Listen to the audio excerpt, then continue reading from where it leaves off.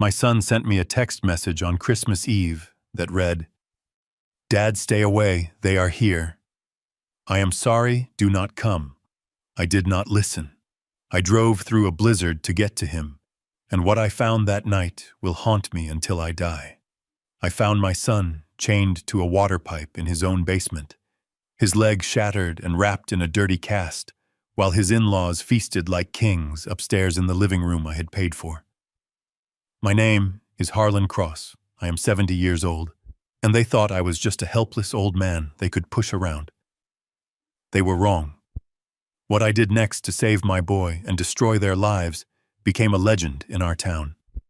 Before I tell you how I unleashed hell on them, please like this video and subscribe to the channel if you believe family is worth fighting for. Let me know in the comments where you are watching from.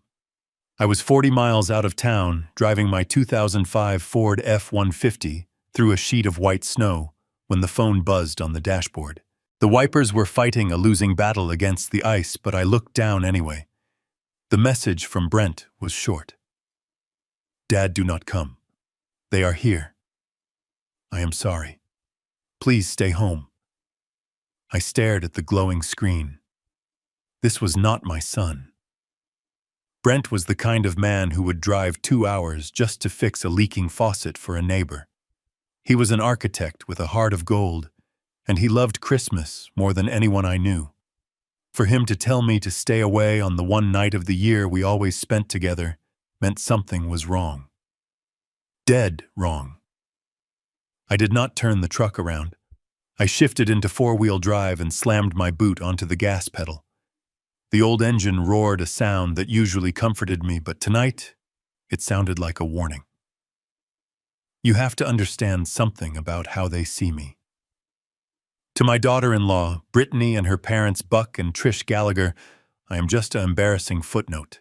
I am the old man who lives in a log cabin in the woods, who wears a Carhartt jacket that is 20 years old, and who smells like sawdust and pine needles.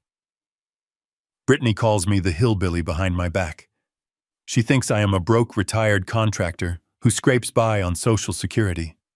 She does not know the truth. None of them do. They do not know that I founded Cross Industries 30 years ago. They do not know that I built half the skyline in the state capitol. They do not know that when I sold the company 5 years ago, I walked away with $80 million deposited into a blind trust. I kept the old truck and the cabin because I like them, not because I have to. I wanted Brent to build his own life without the weight of my money, so I never told him the full extent of it either. I bought him his house through a shell company so he would have a roof over his head, but he thinks he is paying a mortgage to a bank. I pressed harder on the gas. The last time I saw Brent was 3 weeks ago. He looked thin. His eyes were darting around the room like a trapped animal. He told me he fell down the stairs and hurt his ankle. I believed him then. I should not have. I pulled into the driveway of the colonial villa I had secretly purchased. It was lit up like a beacon. There were 6 luxury cars parked in the circular drive, including a brand new Mercedes with a red bow on top. I parked my rusted truck right behind it, blocking it in. I could hear the bass of the music thumping through the brick walls. They were having a party. A big one. My son tells me to stay away because of some emergency, and they are throwing a gala. I marched up the front steps and pounded on the heavy oak door. I did not wait. I pounded again. The door swung open, and I was hit with a blast of warm air smelling of expensive perfume and roasted meat. Standing there blocking my way was Buck Gallagher. He was wearing a velvet tuxedo jacket that looked 2 sizes too small for his gut. In his hand, he held a crystal tumbler filled with amber liquid. I recognized the bottle on the table behind him. It was my private reserve scotch, a bottle I had given Brent for his 30th birthday, telling him to save it for a special occasion. Buck was drinking it like it was apple juice. "Well, look who crawled out of the woods," Shuck sneered, his face flushed with alcohol. "We did not think you would make it down the mountain, old-timer. Brent said you were not coming." I looked past him. The house was full of strangers. People in sequins and suits holding plates of food. "Where is my son?" I asked, my voice low. Buck took a sip of the scotch and smirked. "Brent is indisposed. He has come down with a terrible flu. Very contagious. Brittany has him quarantined so he does not infect the guests. You know how delicate he is. Now why do you not turn that rust bucket around and go back to your shack before you embarrass us?" He tried to close the door, but I put my work boot in the jamb. I spent 40 years carrying lumber and pouring concrete. I might be 70, but I am not weak. I shoved the door hard. Buck stumbled back, spilling the scotch on his velvet lapel. "Hey, watch it, you senile old fool," he shouted. I stepped into the foyer. The music seemed to stop. Conversations died down. People turned to look at the intruder in the flannel shirt and wet boots. That is when I saw her. Trish Gallagher, my son's mother-in-law. She was standing by the fireplace holding court with a group of women. She was wearing a silver dress that sparkled under the chandelier. But it was not the dress that made my blood freeze in my veins. It was around her neck. She was wearing a double strand of vintage pearls with a diamond clasp. My wife Molly had worn those pearls on our wedding day. I had kept them in a velvet box for 10 years after Molly died of cancer, waiting for the right moment. I gave them to Brittany on the day she married Brent. I told her, "These are for you to wear when you carry the next generation of our family." And now Trish Gallagher was wearing my dead wife's pearls while drinking champagne in my son's house. I felt a cold rage settle over me. It was not the hot anger of a fistfight. It was the cold, calculating anger of a demolition expert deciding exactly where to place the charges to bring the whole building down. I ignored Buck, who was sputtering behind me.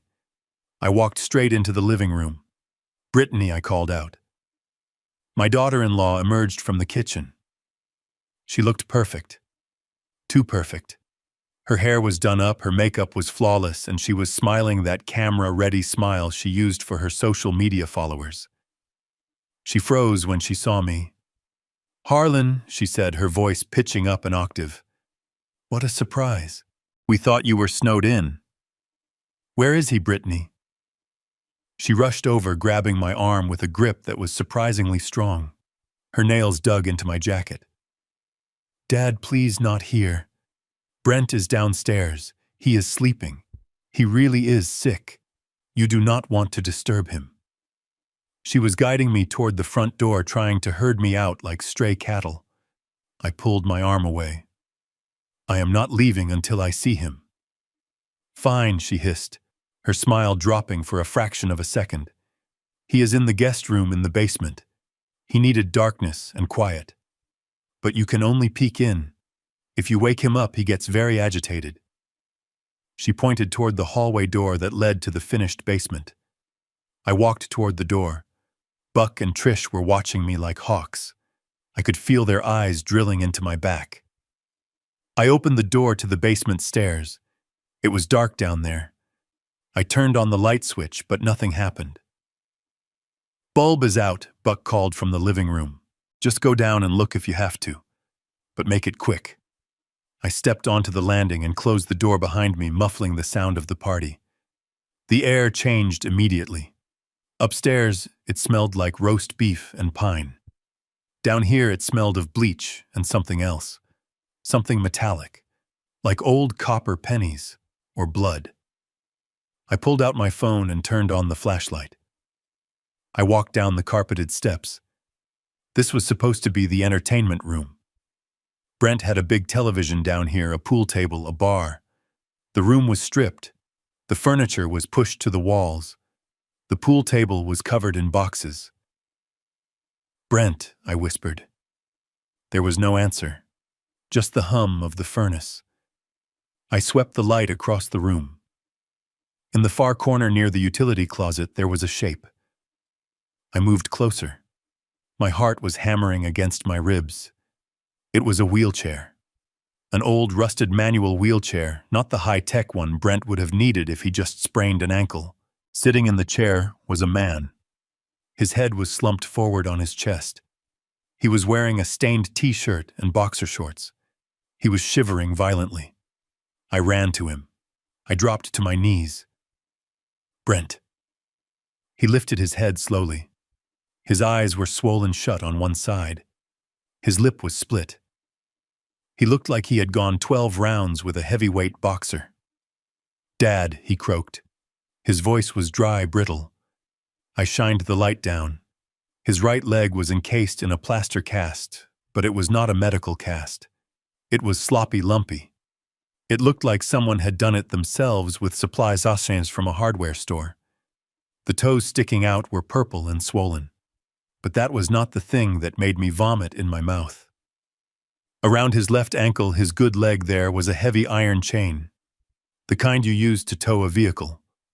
It was wrapped tight, padlocked, and the other end was looped around the main cast iron water pipe running along the wall. My son. The architect. The man who designed libraries and schools. He was chained to a pipe in his own basement like an animal. There was a piece of silver duct tape hanging off one side of his cheek. He had managed to rub it off, but the red irritation on his skin showed it had been covering his mouth for a long time. "Oh my God, son," I whispered, reaching for the chain. "Who did this?" Brent flinched when I touched him. He looked up at the ceiling where the thumping of footsteps from the party echoed down. "You have to go," he whispered. Tears leaked from his good eye, cutting tracks through the grime on his face. "They are insane, Dad. They made me sign papers. They took my phone."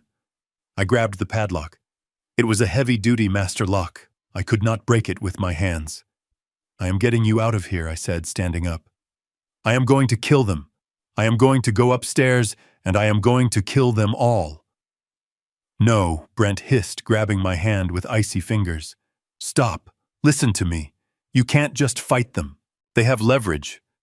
"What leverage could they possibly have?" I demanded. "They have videos, Dad.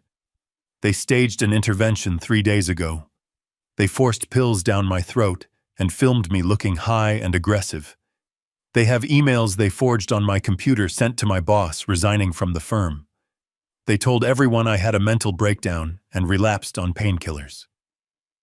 If you call the police now, they will show the videos. They will say I am dangerous and you are an enabler. They will have me committed to a state facility and they have power of attorney. I signed it, Dad. They broke my leg and said they would break the other one if I didn't sign." I looked at his leg. "You fell down the stairs, you said." Buck, Brent whispered.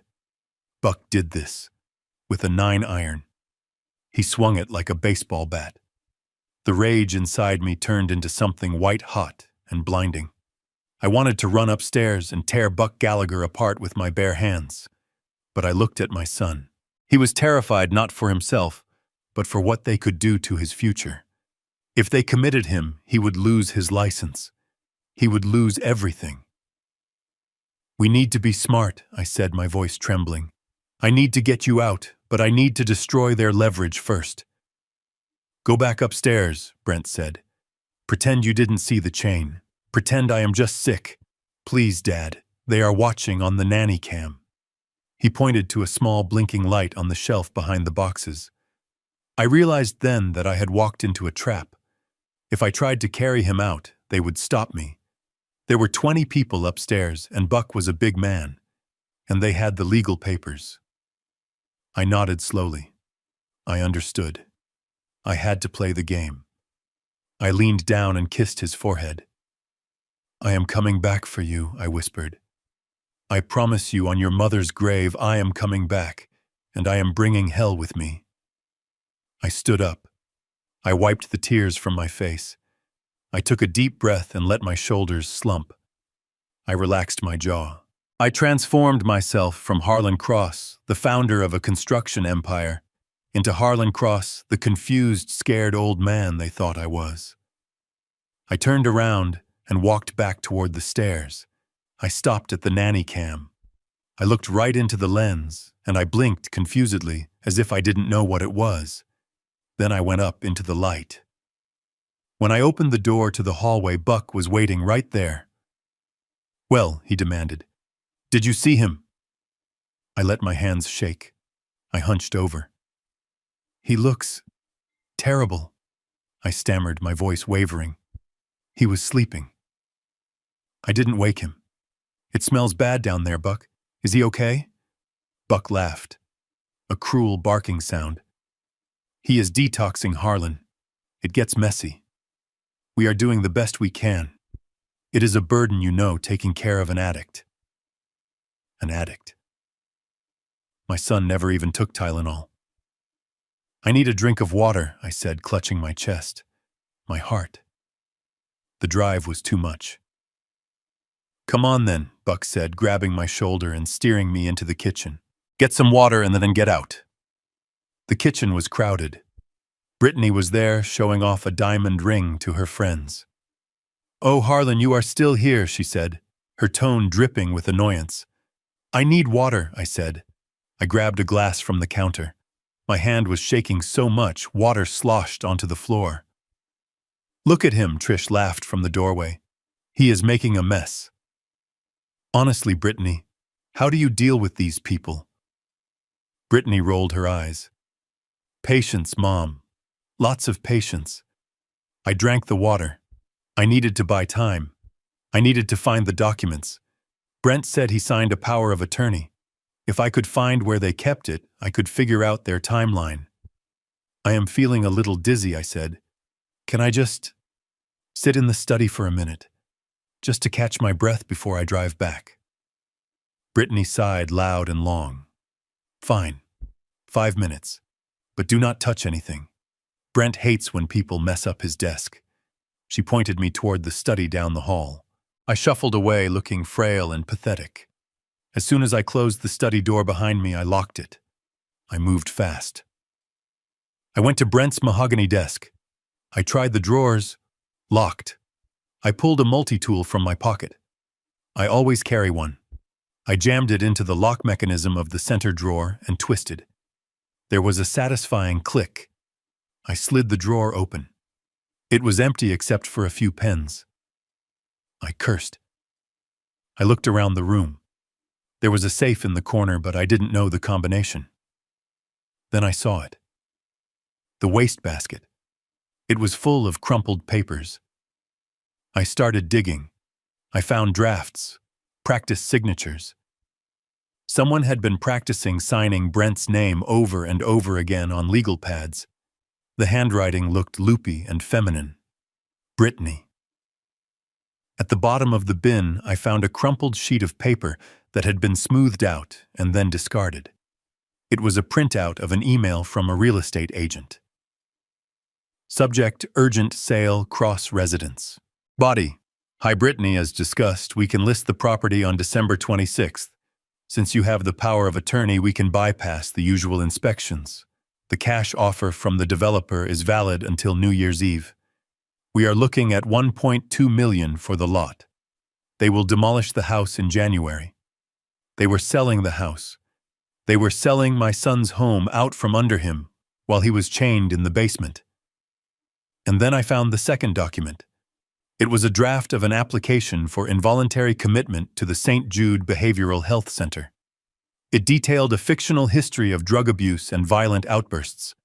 It was signed by Dr. Vance, a psychiatrist I knew by reputation as a man who would sign anything for the right price. I took photos of everything with my phone. My hands were steady now. The plan was forming in my head. They wanted to sell the house. They wanted the money. They thought they had total control. I needed backup. I unlocked my phone and opened a secure messaging app. I scrolled down to a contact listed only as Simon. Simon Keller was my head of security when I ran Cross Industries. He was ex-Special Forces, a man who could extract a hostage from a war zone without wrinkling his suit. He was currently running my private family office, managing the security of the trust. I typed a message. Code Winter. Location: Brent's house. Hostage situation. Target is Brent. Hostiles are armed with leverage, not guns. I need the team. And bring the lawyer. 30 minutes. I hit send. 3 dots appeared instantly, then a reply. Rolling. I put the phone away. I checked my reflection in the mirror. I looked tired, old, and harmless. Perfect.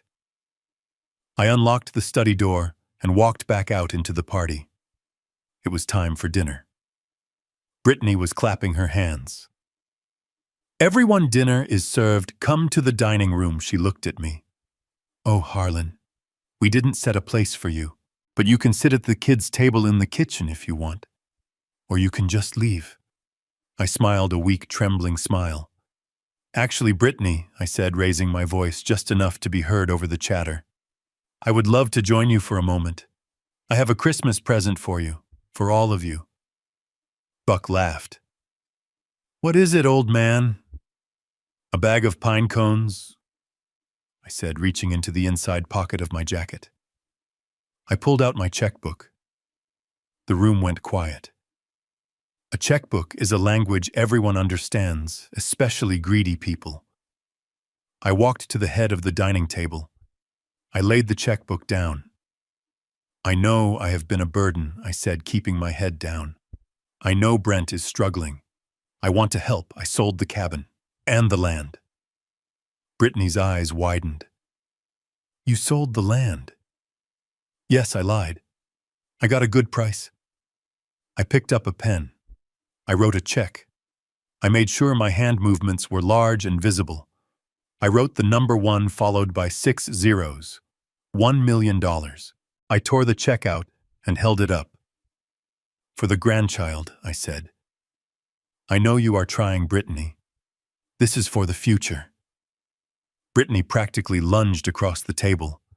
Her eyes were glued to the piece of paper. $1 million was enough to solve their immediate problems. It was enough to pay off whatever debts Buck had racked up. She snatched the check from my hand. She looked at it. She smiled a greedy, predatory smile. "Wow, Harlan," she said, her voice breathless. "This is generous." "There is just one thing," I said. "What I made it out to Brent Cross." Brittany's face fell. "He needs to endorse it," I said innocently. "For the deposit. You know how the banks are." Brittany looked at the check, then at her mother, then at Buck. "No problem," she said quickly. "I have power of attorney. I can endorse it for him." "Are you sure?" I asked. "I thought he had to sign." "No," Buck shouted. "She has the power. She can sign." "Do it, Brittany. Sign the damn thing." Brittany grabbed a pen from the sideboard. She flipped the check over. Right there in front of 20 witnesses, in front of her parents. In front of me, she forged my son's signature on the back of a $1 million check. She handed it to Buck, who held it up like a trophy. "There," he said. "Done. Now why don't you get out of here, Harlan? We have celebrating to do." I looked at my watch. 29 minutes had passed.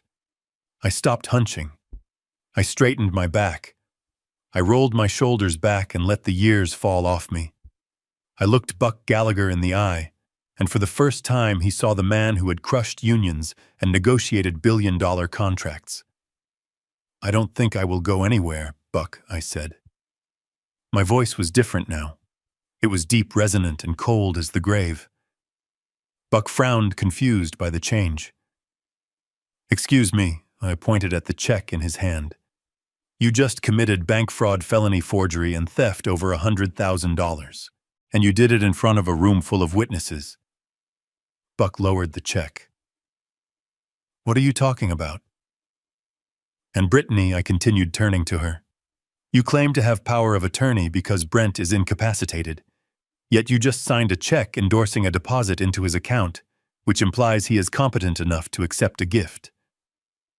Which is it? Is he crazy or is he rich? You can't have it both ways in a court of law." "Who do you think you are talking to?" Trish shrieked, stepping forward. "Get out of my house! It's not your house!" I roared. The sound made the crystal glasses on the table shake. "And it's not Brent's house either." Brittany froze. "What, I bought this house," I said, stepping closer to her. "I bought it through a holding company called CI Trust. Brent pays $1 a year in rent. It is a leasehold. And guess what is in the lease agreement?" I pulled a folded paper from my back pocket. Clause 4A. Immediate eviction upon engagement in criminal activity on the premises. I looked at Buck. Kidnapping, assault, and forgery count as criminal activity. Buck laughed nervously. You are bluffing. You are a broke old man with a truck that barely runs. Am I? I raised my hand and snapped my fingers. The front door exploded inward. It didn't open. It shattered off its hinges. 6 men in tactical gear poured into the room. They weren't police. They were private security contractors. They moved with a speed and violence that made the guests scream and drop their plates.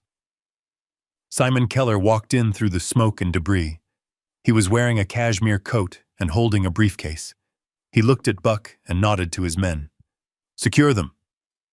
2 guards slammed Buck face first onto the dining table right into the mashed potatoes. 2 more grabbed Trish, who started screaming about her dress. Brittany tried to run toward the kitchen, but Simon stepped in her path. Sit down, Mrs. Cross, Simon said calmly, pushing her into a chair. The guests were panicking, huddling in the corners. Nobody leaves, I shouted. You are all witnesses. Sit down and shut up, I pointed to the basement door. Simon, get him. Simon motioned to 2 of his men. They disappeared down the hall. Buck was struggling on the table. You can't do this. This is assault. I know people. You know loan sharks, Buck, I said, leaning down so my face was inches from his. I know them too. In fact, I bought your debt this morning. Buck stopped struggling. You what $500,000 to the Venetti brothers. I wired the money at 9 a.m. You owe me now, Buck, and I am calling in the loan. I stood up and looked at his Mercedes parked outside. I am taking the car. I am taking the house. I am taking everything. Just then, the basement door opened. The guards carried Brent up the stairs in the wheelchair. They had cut the chain with bolt cutters. He was blinking in the bright light of the chandelier. He looked at the chaos, the security team, the crying in-laws, and then he looked at me. Dad, he whispered. I walked over to him. I put my hand on his shoulder. It's over, son. I told you I would come back. Brent looked at Brittany. She was crying, mascara running down her face. Baby, please, she sobbed. He is crazy. Tell them to stop. Brent looked at his broken leg.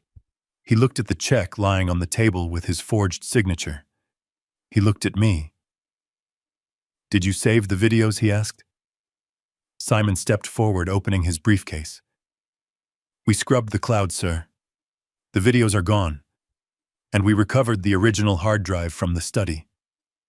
Brent closed his eyes and let out a long, shuddering breath. Then he looked at his wife. I want a divorce, he said, and I want to press charges. The police sirens started wailing in the distance. The real police. My friend the sheriff was on his way to clean up the mess we had secured. I looked at Buck, Trish, and Brittany. They were broken. Their greed had been their trap, and I had just sprung it. Merry Christmas, I said. I wheeled my son out of the house into the cold, clean air of the winter night, leaving the ruins of their false kingdom behind us. My hands were shaking not from the cold that had seeped into my bones during the drive, but from a rage so pure and white-hot it felt like I had swallowed a live coal. I looked at the heavy iron chain biting into my son's ankle, the raw red skin around the metal, and the heavy master lock securing it to the cast iron pipe. For a split second, the world narrowed down to a single violent point. I was going to go upstairs. I was going to find the fire poker I had seen by the hearth, and I was going to end Buck Gallagher's life in front of his wife and daughter. It wasn't a thought. It was a physical impulse, a muscle memory, from a life I thought I had left behind, the part of me that had fought in union brawls and stared down corrupt city inspectors in the 80s.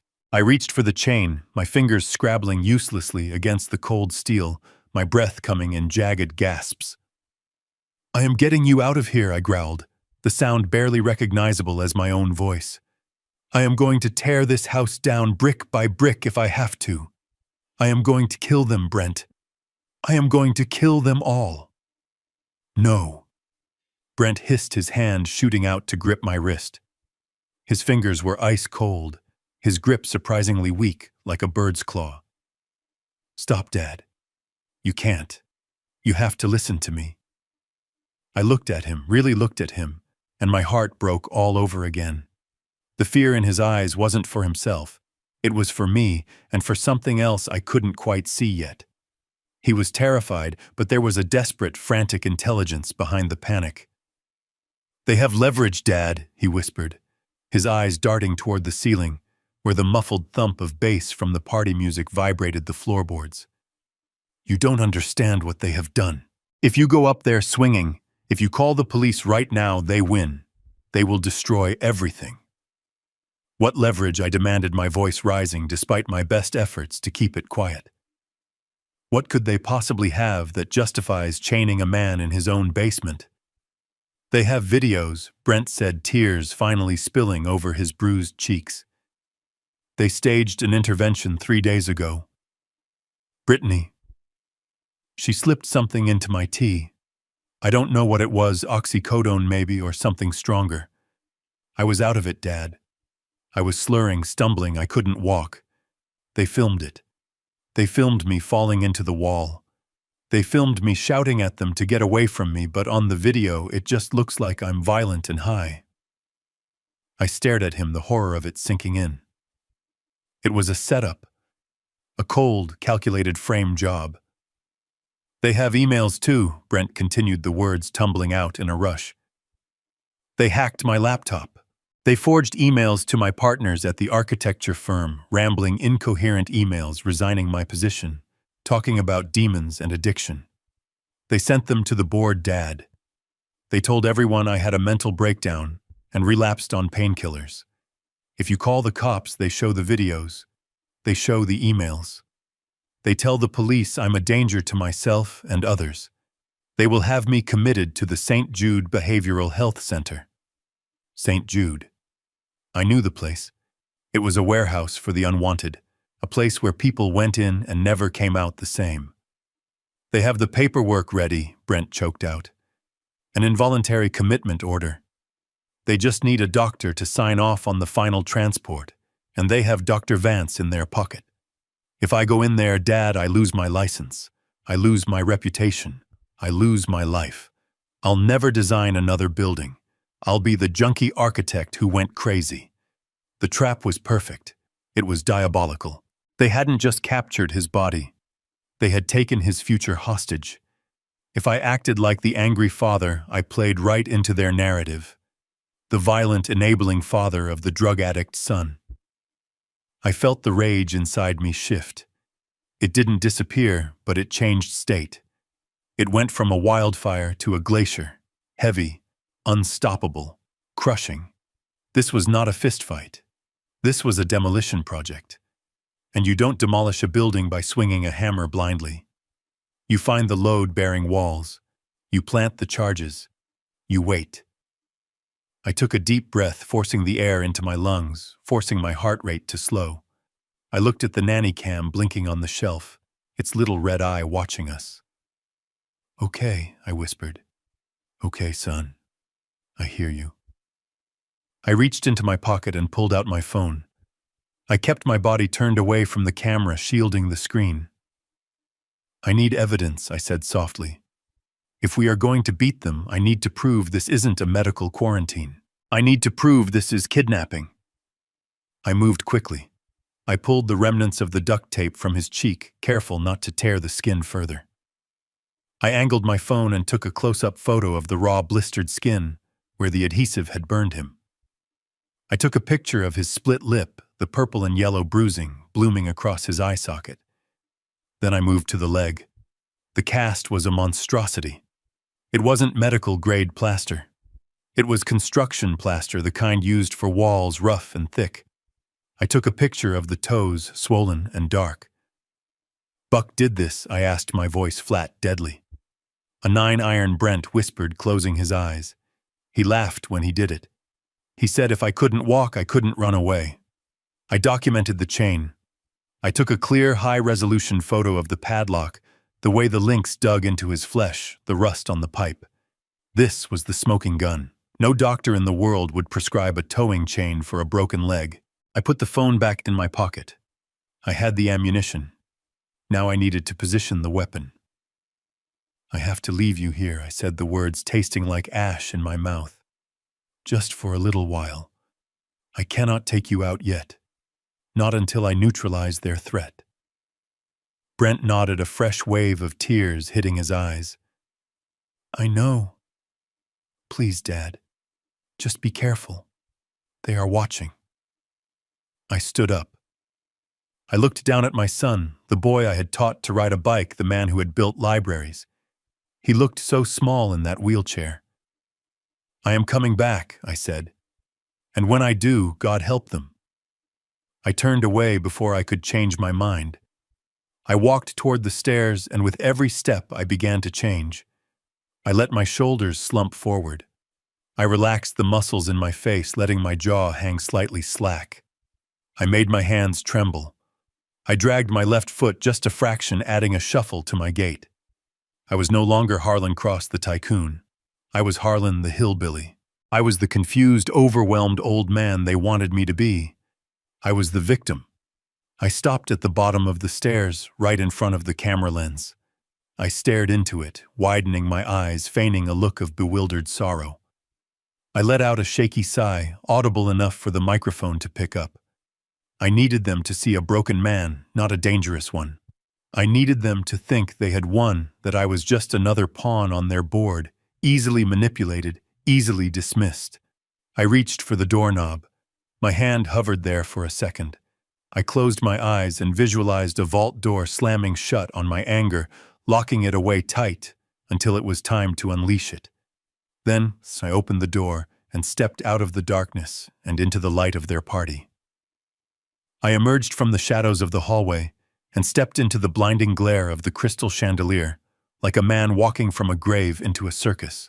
The air in the great room was thick and suffocating hot, with the press of bodies, and heavy with the scent of expensive perfume and roasted meat.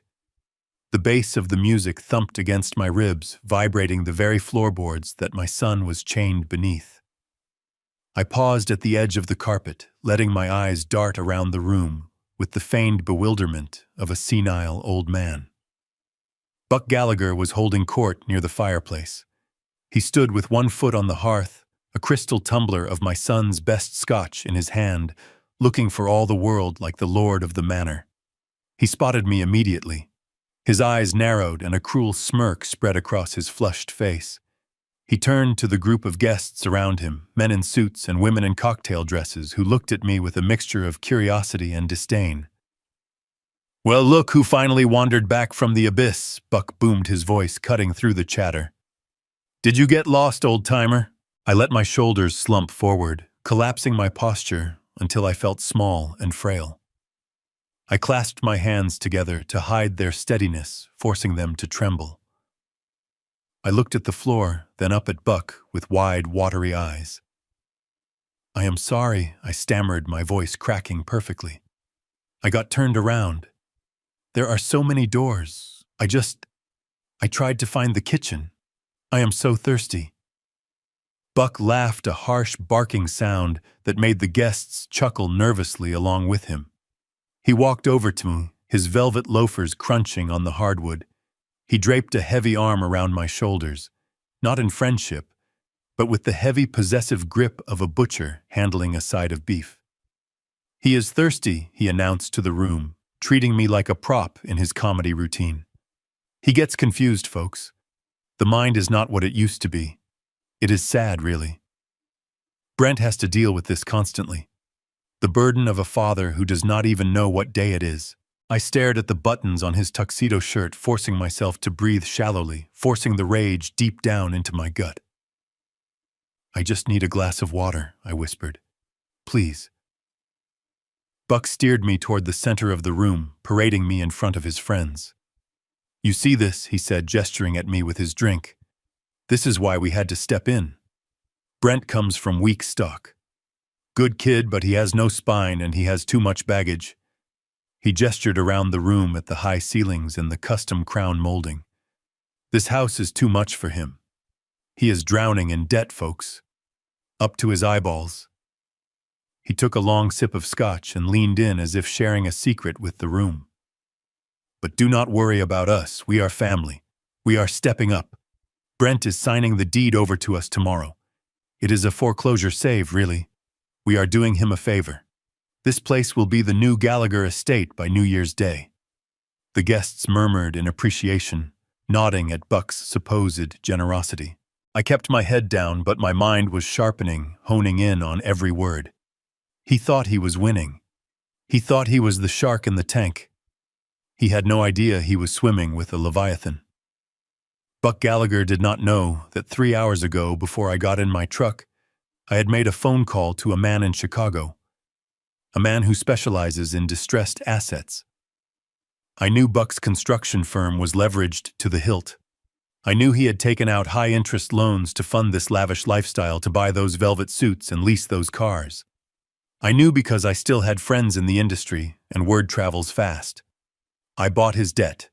Every dime he owed to the banks, every outstanding lien, every promissory note. I bought it all for 40 cents on the dollar. Technically speaking, I owned the shirt on his back. I owned the car he drove here in. I owned the very shoes he was using to stand tall in my son's house. He was bragging about stealing a house from a man he had chained in the basement, while standing next to the man who held the mortgage on his soul. I coughed a dry, rattling sound that made a woman in a sequined dress step back in disgust. Water, I rasped. Brittany appeared from the crowd. She moved like a viper, smooth and silent. She was holding a silver platter piled high with half-eaten appetizers, shrimp tails, discarded olives, crusts of bread, the detritus of their feast. She stopped in front of me, blocking my path. She looked at her father, and then at me. Her eyes were cold, dead things. There was no love in them, not for her husband, and certainly not for me. There was only calculation. "You are thirsty, Harlan," she said, her voice sweet and poisonous. "Yes, Brittany. Just water." She tilted her head. "You know we are very busy. We are entertaining important people. We do not really have time to fetch drinks for uninvited guests." She looked down at the plate of garbage in her hand. "But you look hungry too," she said. "Did you eat today? Or do you just scavenge whatever you can find?" She picked up a piece of bruschetta from the pile. It was soggy, the tomato sliding off the bread. Someone had taken a bite out of it and put it back. "Eat this," she said, holding it out to me. I looked at the food. I looked at her. She was testing me. She wanted to see how far she could push. She wanted to prove to everyone in the room that I was beneath them, that I was an animal to be fed scraps. If I refused, I would break character. A proud man would slap it away. A confused, helpless old man would be grateful. I have to do this, I thought, for Brent. I have to make them believe I am nothing. I reached out with a trembling hand. "Thank you, Brittany," I whispered. "You are a good girl." I took the soggy bread. I put it in my mouth. It tasted of stale garlic and humiliation. I chewed slowly, forcing myself to swallow. Brittany smiled, a genuine smile of triumph. She looked at her guests. "See," she said. "He is happy. We take good care of him even when he crashes our parties." She turned back to me, her voice dropping to a whisper only I could hear. "Now go sit in the corner, Harlan. Be a good dog and stay out of the way, or I will have Daddy throw you out in the snow." She pointed to a small wooden chair in the far corner of the room, away from the food and the warmth of the fire. I nodded mutely. I shuffled toward the chair, my head bowed. Behind me, the party resumed. The music swelled. I heard Buck laugh again, a loud booming sound that echoed off the walls. "He ate the garbage," Buck roared. "Did you see that?" He ate it right out of her hand. I sat in the hard wooden chair. I folded my hands in my lap. I watched them. I watched Trish Gallagher admiring herself in the mirror, touching the pearls that had belonged to my Molly. I watched Buck pour himself another glass of my scotch, spilling it on the rug. I watched Brittany posing for selfies with her friends, flashing the diamond ring my son had worked 2 years to buy her. They were vultures picking at a carcass they thought was dead. They were gorging themselves on the life of a man they had broken. But they had made one fatal miscalculation. They forgot to check the pulse. I sat there, and I let the hate crystallize. I let it harden into a diamond of pure focus. I checked my watch. 15 minutes. 15 minutes until Simon and the team arrived. 15 minutes until the facade crumbled. I needed one last thing. I needed the final nail in their coffin. Brent had told me about the power of attorney, but I needed to know exactly where it was. I needed to know the timeline. I scanned the room. Buck was careless. He was drunk on power and alcohol. He had left his jacket on a chair near the dining table. I could see the edge of a thick envelope sticking out of the inner pocket. I knew what was in that envelope. It was the deed. It was the transfer papers. He was keeping them close, ready to wave them in people's faces. I needed to get to that jacket, but I couldn't just walk up and take it. I needed a distraction. Or better yet, I needed a reason to be there. I stood up slowly. I walked toward the hallway leading to the bathroom, which passed right by the dining table. "Hey, where are you going?" Buck shouted. "Bathroom," I mumbled, pointing down the hall. "Make it quick," Buck sneered, "and don't make a mess." I shuffled past the chair. I pretended to stumble. I reached out to steady myself, grabbing the back of the chair where the jacket hung. My hand slipped inside the pocket. My fingers brushed the cool, smooth paper of the envelope. I didn't take it. Not yet. That would be theft, and I needed to be cleaner than them. But I saw the return address on the envelope. Gallagher Construction and Demolition. It wasn't just a transfer. They weren't just selling the house. They were planning to demolish it. They were going to bulldoze my son's life into the dirt so they could sell the empty lot to a developer. I pulled my hand back empty. I stumbled again, righting myself. "Careful, old man," Brittany called out, laughing. I walked into the bathroom and locked the door. I looked at myself in the mirror. The man looking back was gray and weathered. He looked tired, but his eyes were burning. I pulled out my phone. "Status," I typed. "1 minute," Simon replied. "Team is in position. Breach on your signal." I put the phone away. I washed my hands. I dried them carefully. I unlocked the door. It was time to go back out there. It was time to give them one last chance to dig their own graves. It was time for the wolf to shed the sheepskin. I opened the bathroom door and stepped back into the lion's den, ready to tear it apart from the inside out. I stepped out of the bathroom and the wall of noise hit me instantly. The party had reached a fever pitch. Someone had turned the music up, a thumping bass line that rattled the crystal in the cabinets, vibrating through the soles of my work boots. Laughter pealed out from the living room, sharp and jagged, the sound of people who thought they had gotten away with murder. I stood there for a moment in the hallway, leaning against the wainscoting, letting my chest heave, letting my hands tremble visibly. I needed one more thing. I had the photos of my son chained in the dark. I had the knowledge of Buck's financial ruin, but I needed the paper trail. I needed the physical proof of their intent to erase my son's existence before I dropped the hammer. I needed to get into that study. Brittany was coming down the hall, a half-empty bottle of champagne swinging from her hand. She spotted me and her lip curled in disgust. "Still here, Harlan," she slurred slightly. "I thought you were leaving. Or dying. Honestly, at this point, I don't care which." I clutched my chest, letting my knees buckle just enough to look like I was losing the battle with gravity. I gasped, a wet, rattling sound that I had heard my own father make before his heart gave out. I need to sit down," I wheezed. "Just for a minute, Brittany. My head. The room is spinning. She rolled her eyes, but she didn't want a corpse in her hallway interrupting the festivities. She gestured vaguely toward the heavy oak door on the left. "Fine," she snapped. "Go in the study. Sit on the chair. Do not touch anything on the desk. Brent goes crazy if his papers are moved. And do not bleed on the rug." She pushed past me, the smell of expensive alcohol and cheap ambition trailing in her wake. I stumbled toward the study door, grasping the brass handle with a shaking hand. I opened it, slipped inside, and closed it softly behind me. The lock clicked with a satisfying weight. The silence was sudden and heavy. The study was soundproofed, a feature I had insisted on when I secretly renovated the house for Brent years ago. I leaned against the door and dropped the act. My spine straightened. My breathing slowed. I was not a frail old man anymore. I was a hunter in the blind. I moved to the desk. It was a beautiful piece, solid mahogany covered in stacks of paper that had been shoved aside to make room for Buck's cigar ashtray. The ash was spilled over the polished wood.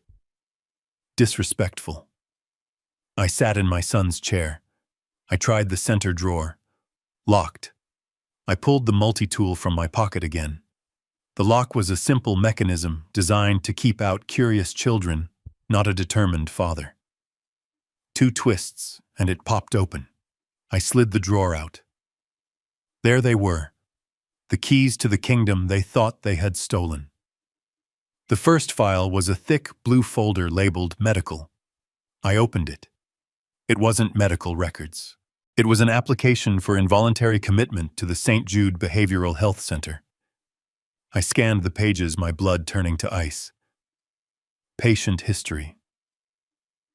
Long-term opiate abuse, violent outbursts, paranoia, delusions of persecution. It was all lies. Every single word. They had crafted a narrative of a madman to hide the fact that they were the ones driving him to the brink. And there on the bottom line was the signature of Dr. Vance, the corrupt psychiatrist Brent had warned me about. The date was for tomorrow. They were shipping him out in the morning. I set the file aside, my hands steady with cold rage.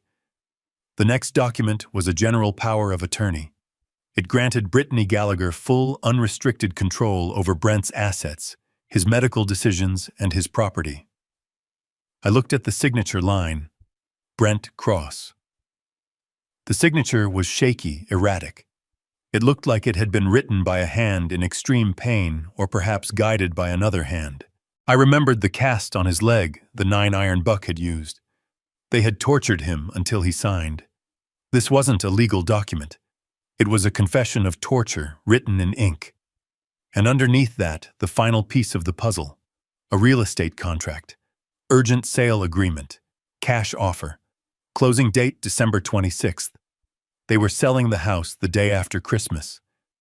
The price was listed at $1.2 million. It was half of what the property was worth. They were dumping it for quick cash, desperate to liquidate everything before anyone asked questions. They were going to sell his home, lock him in a padded room, and vanish with the money. I took out my phone. I photographed every page. The signatures, the dates, the lies. I had everything I needed to send them to prison for the rest of their miserable lives. But prison was too good for them. I wanted to break them first. I opened the secure messaging app again. The signal was strong. I typed 3 words. Target package secured. I waited. The ellipsis danced on the screen. Then a reply from Simon. Winter protocol is active. Perimeter secure. We are 30 seconds out. 30 seconds. I looked at the clock on the wall. It was time. I stood up and put the files back in the drawer, but I left it slightly open. I wanted them to find it later. I wanted them to know that I had seen it all. I walked to the window and looked out at the snowy driveway. I couldn't see them yet, but I knew they were there. My team. Men I had worked with for decades. Men who knew the difference between right and wrong and didn't mind getting their hands dirty to enforce it. I unlocked the study door. I put the mask back on. The hunch, the tremor, the fear. I opened the door and stepped back into the hallway. The music was louder now, a crescendo of celebration. They were toasting to their success, to their cleverness, to the old man they thought they had fooled. I walked toward the dining room, my boots heavy on the floor. Enjoy it while it lasts, I thought. The bill is coming due, and I am the collector. I walked into the dining room, and for a moment, the sheer gluttony of the scene almost made me break character. The table was a long slab of polished oak groaned under the weight of silver platters. There was prime rib swimming in au jus, roasted pheasants, with their feathers still stuck in them, as decoration, and towers of shellfish on ice that was already starting to melt. It looked like a medieval banquet for people who had never known a day of hunger in their lives. Buck was already seated at the head of the table, a napkin tucked into his collar like a bib. He was red-faced and sweating grease, holding a fork like a weapon. Trish was to his right, already picking at a lobster tail with her manicured fingers. The guests were filing in, laughing and jostling for seats, their eyes scanning the spread with hungry anticipation. I moved toward an empty chair near the center of the table. It was a simple instinct. I was the father of the host. In any civilized home that would earn me a seat. Brittany intercepted me before I could even touch the wood. She moved with that jagged, nervous energy of someone trying to keep a house of cards from falling down in a windstorm. She placed a hand flat on my chest, stopping me dead. "What do you think you are doing, Harlan?" She hissed, her voice low so the guests wouldn't hear the venom. I looked at the chair and then at her. "I am going to eat Brittany. It is Christmas Eve." She let out a short, sharp laugh that sounded like glass breaking. "Oh no, you are not sitting here. This table is for the adults. For the people who actually contributed to this evening." She pointed a manicured finger toward the kitchen door. "We set up a card table in the pantry," she said. "You can sit there, or you can take a plate to the garage. I really do not care which, just get out of the sight line. You are depressing the guests." I looked at the kitchen. Through the swinging door, I could see a rickety folding table set up next to the dog bowls. There was a paper plate on it. They wanted to treat me like a dog. They wanted to break my spirit before they broke my bank account. I looked back at Buck. He was watching us chewing on a piece of shrimp with his mouth open. He winked at me. "Go on, old-timer," he called out. "The dog food is fresh." That was it. The final insult. The click of the safety coming off. I did not go to the kitchen. I did not shuffle. I did not apologize. I stepped around Brittany. I walked to the head of the table right next to Buck. I stood there looming over him until he stopped chewing. The chatter in the room died down. People sensed the shift in air pressure. They sensed that the old man in the flannel shirt was suddenly taking up a lot more space than he should. I picked up a crystal wine glass from the table. I picked up a silver spoon. Clink, clink, clink. The sound cut through the room like a chime. Silence fell. 20 faces turned toward me. Some annoyed, some amused, some just waiting for the senile old man to embarrass himself. I looked at them all. I looked at Trish with my wife's pearls around her neck. I looked at Buck with my son's liquor in his gut. I looked at Brittany with the deed to my house in her pocket. "Before we eat," I said, my voice booming. It was not the wavering voice of a sick old man. It was the voice that had shouted orders over the roar of jackhammers and diesel engines for 40 years. It was a voice of command. Buck frowned his fork halfway to his mouth. "Sit down, Harlan, you are making a scene." I ignored him. "I have a gift," I announced, "for the family." I reached into the inside pocket of my Carhartt jacket. I moved slowly, deliberately. I saw Brittany tense up, ready to call security or throw me out herself if I pulled out something embarrassing. I pulled out my checkbook. It was a simple leather-bound book worn at the edges. But to people like the Gallaghers, a checkbook is a holy object. I saw Buck's eyes flicker. He set his fork down. "Greed is a powerful reflex," It overrides caution every time. I opened the book. I smoothed it flat on the white tablecloth right next to the roast beef. I pulled a heavy black fountain pen from my pocket. I know I have been, difficult, I said, letting a hint of the tremor back into my voice just enough to bait the hook. I know you think I am just a confused old hillbilly living in the woods. Brittany crossed her arms. Well, if the shoe fits Harlan. But I have been thinking, I continued, about legacy, about the future. Brent is struggling. I can see that. And I have been holding on to things I do not need. I looked up at Brittany. I sold the land, I lied. The 40 acres up north. And the mineral rights. The room went dead silent. You could hear a pin drop. You what? Brittany breathed. I sold it, I repeated. Closed the deal yesterday. Cash buyer. It is all in the account. I saw the calculation happening behind her eyes. She knew the land. She knew what timber and mineral rights were worth. She was doing the math, and the numbers were making her dizzy. Why, Buck asked, his voice hoarse. For the baby, I said softly. Brittany froze. What baby? The one you are going to give me someday, I said. My grandchild. Brent's child. I want to make sure they are taken care of. I want to make sure this family has what it deserves. I uncapped the pen. I bent over the check. I started to write. I made sure my hand was steady enough to be legible but shaky enough to look old. Pay to the order of Brent Cross. I wrote the date, December 25th, and then I moved to the amount line. I wrote a 1, then a comma, 3 zeros, another comma, 3 more zeros, $1 million. I wrote it out in longhand below just to be sure there was no confusion. 1,000,000 over $100. I tore the check from the book with a sharp ripping sound. It was the loudest noise in the room. I held it up. The light from the chandelier hit the wet ink. $1 million, I said, holding it out toward Brittany. For the future. Brittany didn't move at first. She stared at the slip of paper as if it were a winning lottery ticket floating in the breeze. Then she lunged. She didn't walk, she scrambled. She snatched the check from my fingers so fast, she almost gave me a paper cut. She stared at it.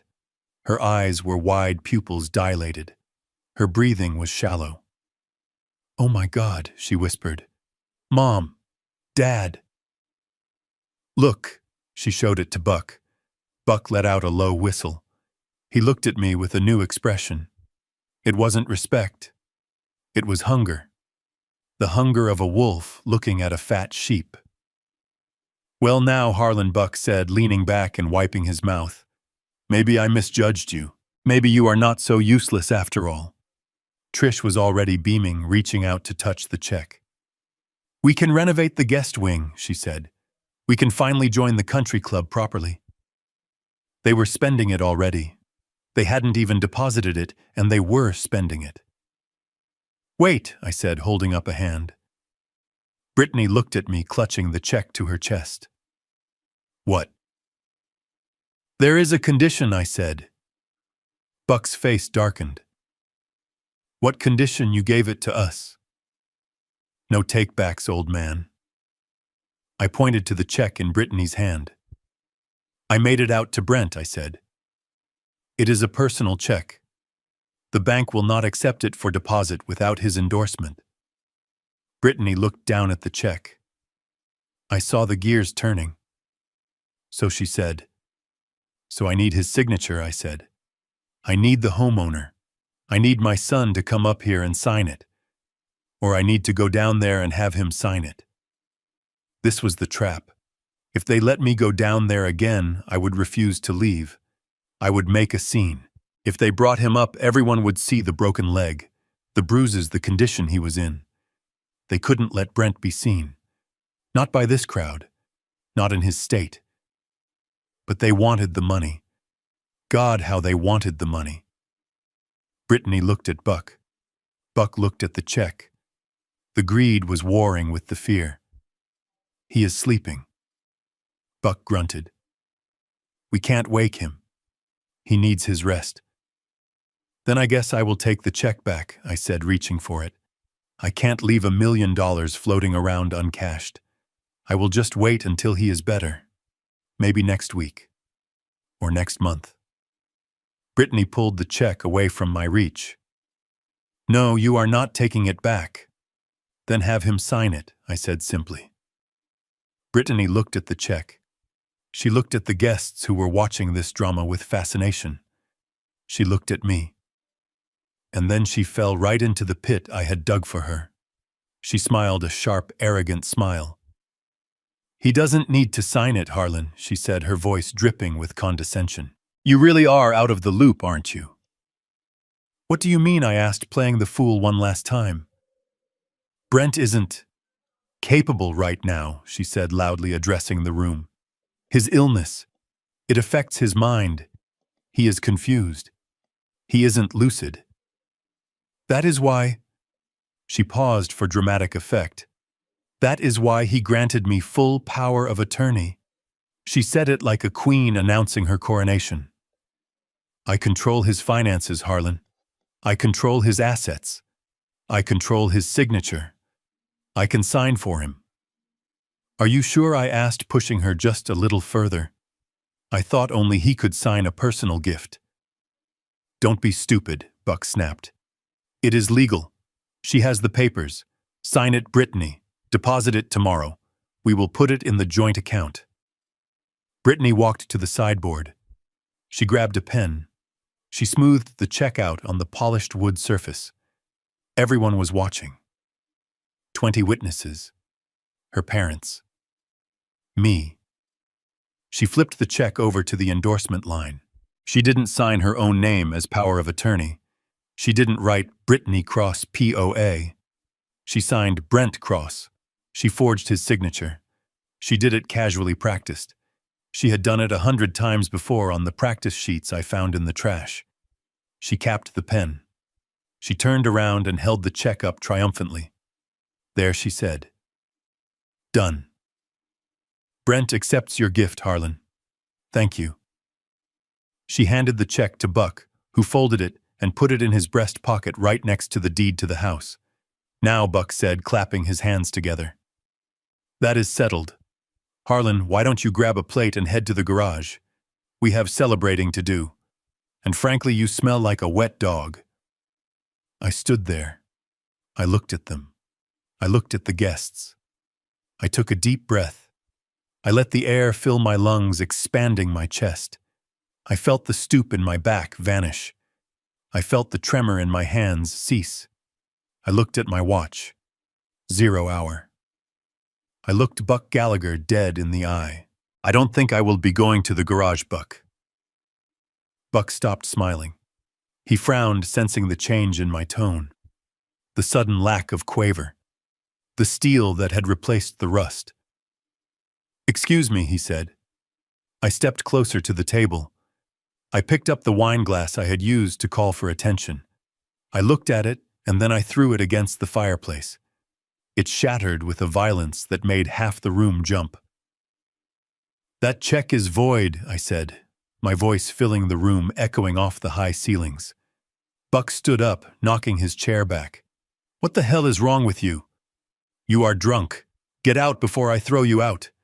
You are not throwing anyone out, I said. I pointed a finger at Brittany. You just committed a felony, Brittany. In fact, you committed 3. Forgery, fraud, and grand larceny.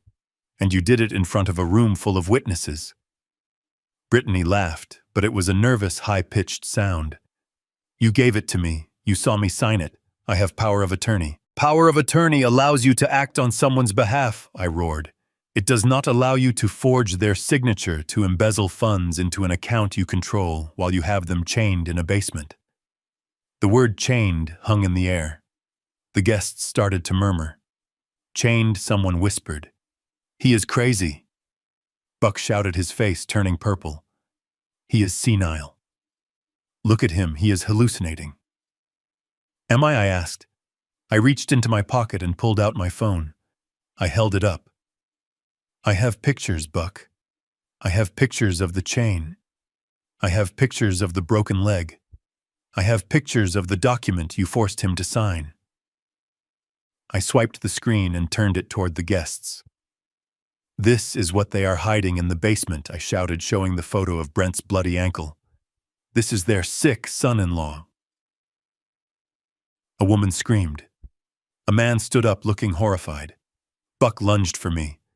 Give me that phone. I didn't move. I didn't flinch. I raised my hand and snapped my fingers. The front door didn't just open. It exploded.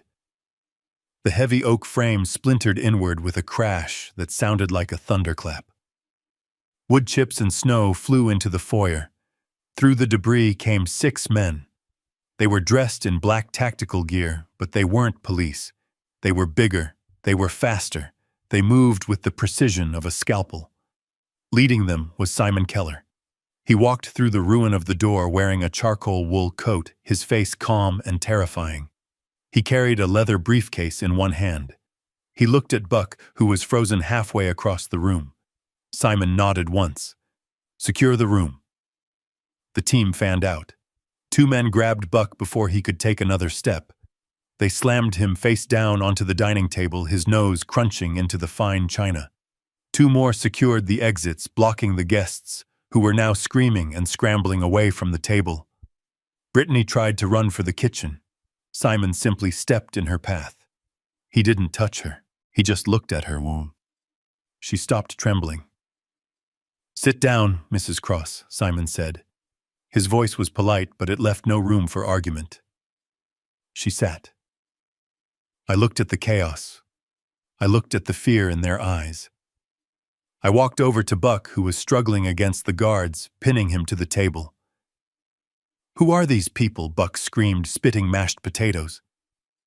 Call the police, I leaned down close to his ear. I am the police tonight, Buck. I am the judge, and I am the jury. I stood up and pointed to the basement door. Get my son, I ordered. 2 of Simon's men nodded and disappeared into the hallway. I turned back to the room. Nobody leaves, I shouted. You wanted a party? You wanted a show? Well, you have a front row seat. Sit down and shut up. The room went silent. I looked at Brittany. She was pale, shaking, clutching the tablecloth. You thought I was a helpless old man, I said, my voice low and dangerous. You thought you could break my family and steal my life. I leaned in close. You should have done a background check, Brittany. I heard the sound of bolt cutters snapping from the basement. A heavy metallic clank. Then the sound of the wheelchair rolling across the floor. It was time for the truth. You think you won, Brittany. You think because you forged a signature on a piece of paper that you own me. You think you own my son. I reached out and snatched the check from Buck's pocket before he could even blink. The movement was so fast, so precise that he flinched, as if I had thrown a punch. Hey, he shouted, lunging forward. That is mine! Give it back! I did not step back. I did not cower. I looked at the check, the ink still wet where Brittany had committed a felony in front of 20 witnesses. I looked at her arrogant, confused face. And then I smiled. It was not the smile of a grandfather. It was the smile of a wolf who has just closed its jaws around the throat of a deer. It is a trap, you idiot, I growled. The sound of my voice made Brittany jump. It wasn't the wheezing, high-pitched rasp of the confused old man she had been mocking all night. It was deep. It was resonant. It was the voice that had commanded construction sites and silenced boardrooms for 40 years. It was a voice of absolute terrifying authority. I ripped the check in half. The sound was sharp and loud in the silent room. Then I ripped it again, and again. I let the pieces flutter down onto the prime rib like snow. You just signed a confession, I said, my voice booming off the vaulted ceiling. You just proved that you have control over his finances while simultaneously claiming he is incompetent. You proved intent to defraud. And you did it while I was recording everything. I tapped the small lens of the camera hidden in the button of my flannel shirt. Brittany's face drained of all color. She looked at the confetti of paper on the table and then at me. "Who are you?" she whispered. "You are supposed to be senile." "I am Harlan Cross," I said, stepping closer to her until she had to crane her neck to look me in the eye. "I built this town. I built this house, and tonight I am going to tear your world apart." Buck roared in anger. "I don't care who you are. Get out of my house before I kill you myself." He grabbed a steak knife from the table. The silver glinted in the light. I didn't flinch. I didn't even look at the knife. I looked at the front door. "Now, Simon." The front door didn't just open. It disintegrated. The heavy oak panels shattered inward with a concussion that shook the wine in the glasses. Wood splinters and snow blasted into the foyer, followed instantly by 6 dark shapes moving with the fluid, lethal grace of predators. These were not police officers. They didn't shout warnings. They didn't read rights. They were my private security team men I had handpicked from the best special operations units in the country.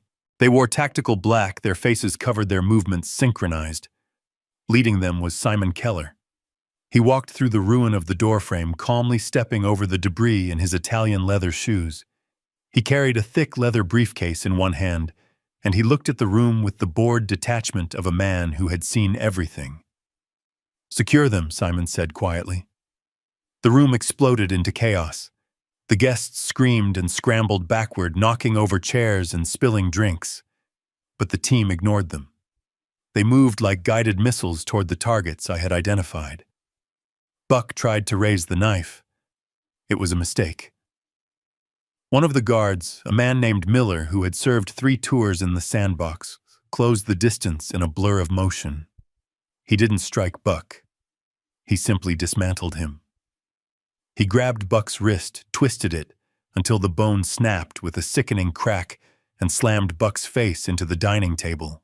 Buck screamed a high-pitched wail of pain and shock as his nose crunched against the china platter. The mashed potatoes turned pink with his blood. "Stay down," Miller barked, pressing Buck's face harder into the food. "Do not move!" Trish started to shriek, clawing at her neck, trying to rip off the pearls. She knew. In that moment, she knew everything was over. 2 other guards flanked her. They didn't throw her to the ground, but they grabbed her arms and zip-tied her wrists behind her back so fast she didn't have time to finish her scream. "Sit down, Mrs. Gallagher," one of them said, forcing her into a chair. Brittany tried to run. She scrambled toward the kitchen door, her heels slipping on the polished floor. She was fast, but Simon was faster. He didn't run. He just stepped into her path, blocking the exit like a wall of granite. He held up a hand, palm out. "Going somewhere, Mrs. Cross?" Simon asked, his voice smooth and cold. Brittany backed away, hyperventilating. "Who are you people? You can't do this. This is kidnapping." Simon opened his briefcase. He pulled out a sheaf of papers stamped with the seal of the state court. "Actually, this is an eviction," he said calmly, "and a citizen's arrest for aggravated assault, kidnapping, and fraud. We are just holding you until the sheriff arrives to make it official." He pointed to a chair next to her mother. "Sit." Brittany collapsed into the chair, sobbing hysterically. The guests were huddled in the corners of the room, terrified, silent. "Nobody leaves," I announced, turning to face them. My voice was steady, iron hard. "You all watched. You watched them humiliate an old man. You watched them feast while my son rotted in the basement. You are all complicit. You will all give statements to the police. If anyone tries to leave, my men will stop you." I looked at the table. Buck was moaning into the tablecloth. Trish was weeping. Brittany was staring at nothing in shock. The party was over. The kingdom of lies they had built was burning down around them. But I wasn't done. The most important part was still waiting in the dark. I turned to Simon. "The basement," I said, pointing toward the hallway door. "He is chained to the pipe. They broke his leg, Simon. They broke it with a golf club." Simon's face didn't change, but his eyes darkened. He nodded once. "Miller Ramirez with me. Bring the bolt cutters. And bring the medic." I watched them go. I watched them head toward the door that led to the hell my son had been living in. I turned back to Buck. I grabbed a handful of his velvet hair and pulled his face out of the potatoes. He sputtered, blood and gravy dripping down his chin. "Look at me, Buck," I hissed. He opened his eyes, terrified. "You wanted to break him," I said. "You wanted to break my boy because he was too nice to fight back. You thought kindness was weakness." I leaned in closer until our noses were almost touching. "You forgot where he came from, Buck. You forgot who his father is. I am not nice. And I am going to break you into so many pieces they will need a broom to clean you up." I let his head drop back onto the table. Then I heard it. The sound of metal shearing metal echoing up from the basement. The snap of the heavy chain being cut. A moment later I heard a voice. Weak, hoarse, but alive. "Dad." I turned toward the hallway. My heart, which had been a stone in my chest for hours, finally started to beat again. "Bring him up," and I commanded, my voice thick with emotion. "Bring my son up here, right now." I wanted them to see him. I wanted Brittany to see the husband she had tortured. I wanted the guests to see the man whose house they were eating in. I wanted the world to see what these monsters had done. And then I was going to bury them. Miller and Ramirez emerged from the hallway, and the silence that fell over the room was heavier than the oak door I had just destroyed. They were supporting the wheelchair between them, lifting it slightly, to clear the transition from the hallway carpet to the dining room hardwood. The sound of the rubber wheels rolling across the floor was the only noise in the world. Brent was slumped in the chair. In the harsh light of the chandelier, he looked even worse than he had in the dark of the basement. His skin was the color of old parchment gray and translucent. The bruising around his eye had darkened to a deep, ugly purple that swallowed half his face. His lips were cracked and bleeding. He was shivering violently, the tremors shaking the entire wheelchair. But it was the leg that made the women in the room cover their mouths. The plaster cast was filthy, smeared with the dirt of the basement floor, and stained with dark fluids. And sticking out of the plaster right around the ankle was the remnant of the heavy iron chain. Miller had cut it, but a foot of it still dangled from his leg, a heavy steel tail that clanked against the floor with every rotation of the wheel. My son, the man who had designed the city library, who had won awards for his vision, was reduced to this. A prisoner in his own home, dragged out into the light like a specimen. A woman near the fireplace let out a sob. It was a sharp, horrified sound. "Oh my God," she whispered. "Look at his leg." Brittany stood up. She was shaking her face, a mask of pure panic. "Don't look at him," she shrieked, her voice cracking. "He is sick. He is having an episode. Get him out of here. You are embarrassing him." She tried to rush toward the wheelchair, trying to block the guest's view with her own body. Simon didn't even look at her. He just extended one arm like a toll gate. Brittany ran into it and stopped dead. "Sit down, Mrs. Cross," Simon said. His voice was bored. I walked over to the corner where Buck had set up a karaoke machine for later in the evening. It was a flashy thing, with neon lights and a heavy wireless microphone. I picked up the mic. I flipped the switch. A high-pitched squeal of feedback cut through the room, making everyone wince. I adjusted the volume. "I want you all to look," I said. My voice was amplified, booming from the speakers, filling every corner of the house. I pointed at Brent. "Brittany told you he was sick. She told you he had the flu. She told the police he was a drug addict who relapsed." I walked toward the center of the room, the microphone gripped tight in my hand. "Look at the chain on his leg." I gestured to the steel links dragging on the floor. Does Dr. Vance prescribe heavy-duty towing chains for the flu? I asked. Is that the standard treatment for a relapse? To chain a human being to a water pipe in the dark for 3 days? Buck tried to lift his head from the table. He's dangerous, he mumbled through his broken nose. We had to restrain him. He was going to hurt someone. I looked at Buck. The blood from his nose was pooling on the white tablecloth, staining the expensive fabric he was so proud of. The only dangerous person in this house is you, Buck, I said. I turned back to the guests. They were paralyzed. They were holding their champagne flutes like they had forgotten they were holding them. They were witnessing a crime scene, and they knew it. You came here to eat his food, I said, my voice rising. You came here to drink his wine. You celebrated in his living room while he rotted 20 feet beneath you. I walked over to Brent. I put a hand on his shoulder. He flinched, then looked up at me. His eyes were unfocused, but he knew me. Dad, he whispered. I looked at Brittany. She was trembling, vibrating with terror. Tell them, I said into the mic. Tell them why you did it. Brittany stared at me. Her eyes darted around the room, looking for an exit, looking for an ally. She found neither. He fell, she stammered. He fell down the stairs. We didn't know what to do.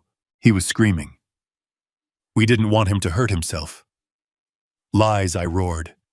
I motioned to Simon. Show them. Simon nodded. He walked to the massive 80-inch television mounted above the fireplace. He pulled an HDMI cable from the back of the karaoke machine and plugged it into a device he took from his briefcase. The screen flickered. The logo for the smart TV disappeared. And then an image appeared. It was shaky, grainy, and raw. It was the footage I had recorded with my phone just 30 minutes ago. The video started in the dark. The beam of my flashlight cut through the gloom of the basement. It swept across the stripped room, the boxes, the dust. And then it landed on Brent. On the massive screen in high definition, the horror was inescapable. The guests gasped as one. You could see the fear in Brent's eyes in the video. You could see the raw red skin where the duct tape had been ripped away. You could see the bruise in the shape of a golf club head on his shin. The video zoomed in. It focused on the padlock. It focused on the chain wrapped tight around the ankle bone, biting into the flesh. Then the audio kicked in, my voice from the video. Who did this? And Brent's voice weak and terrified. Buck. Buck did this. With a 9-iron. He swung it like a baseball bat.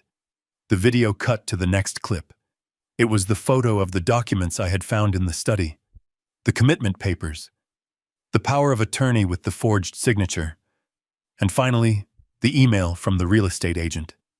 Demolish the house in January. I signaled Simon to pause the video on that image. The words, demolish the house, hovered over the room, glowing like a neon accusation. I lowered the microphone. The silence was absolute. You could hear the hum of the refrigerator in the kitchen. They weren't protecting him, I said, my voice quiet now, deadly. They were erasing him. I looked at the guests. They forged his signature to get power of attorney. They broke his leg so he couldn't run. They chained him up so he couldn't scream. And tomorrow morning they were going to ship him to a mental institution and sell this house for cash. I pointed at Brittany. She is not a grieving wife. She is a black widow. She was going to bury him alive in the system and spend his money before the ink was dry on the commitment papers. Brittany shook her head frantically. No, that's not true. He is sick. You don't understand. He is an addict. I walked over to her. I loomed over her chair. An addict, I asked.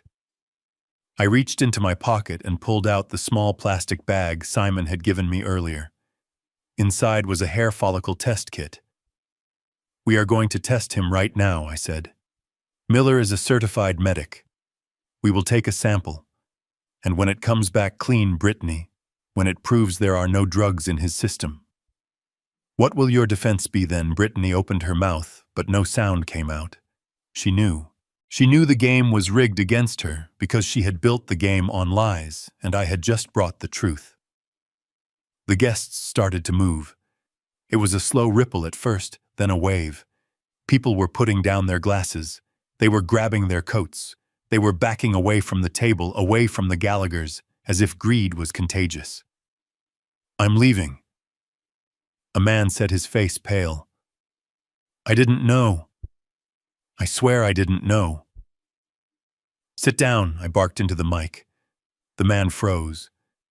"You are witnesses," I said. "You saw the check she forged. You saw the condition of my son. You are not leaving until the sheriff takes your statements. If you leave now, you are accessories to a felony." The man sat down. I looked at Brent. He was weeping softly, his head in his hands. I looked at Buck, who was still pinned to the table, his blood mixing with the gravy. I looked at Trish, who was staring at the screen, staring at the proof of their monstrosity. "This is your legacy," I said to them. "This is what you built." I turned to the camera I had hidden on my person, the one that was still recording everything live to a cloud server Simon controlled. And now I said, "We are going to tear it down." I heard the sirens then, not in the distance but in the driveway. Blue and red lights flashed against the snow outside the window. The cavalry had arrived, but the war was already won. The truth was out, and it was uglier than sin. The sirens grew louder, wailing like banshees in the snowstorm, and for a brief second, Brittany Gallagher thought they were her salvation. The panic that had paralyzed her when the video played seemed to snap, and she lunged forward, her face twisted into a mask of entitlement that was almost impressive in its delusion. She ignored the security guards. She ignored the sobbing guests. She even ignored the husband she had tortured. She pointed a shaking finger at me and screamed. "This is my house," she shrieked, her voice cracking with hysteria. "You are trespassing, Harlan. You and your thugs. Get out. Get out right now. When the police walk through that door, I am going to have you arrested for home invasion." She turned to the guests, looking for validation, desperate to pull them back onto her side. "He is lying," she yelled. "He hacked the TV. That video is fake. This is my property. My name is on the mortgage. I want him gone." I looked at Simon. He was standing by the fireplace, holding the leather briefcase like a shield. He didn't look angry. He looked bored. He looked like a man who had played this hand 1,000 times and never lost. "Simon," I said, my voice cutting through Brittany's screeching, "would you please educate my daughter-in-law on the finer points of property law?" Simon stepped forward. He placed the briefcase on the coffee table right next to the untouched hors d'oeuvres. The click of the latches opening was loud in the sudden silence. Brittany stopped screaming. She looked at the briefcase, then at Simon. "What are you doing?" she demanded. Simon pulled out a thick document bound in blue legal paper.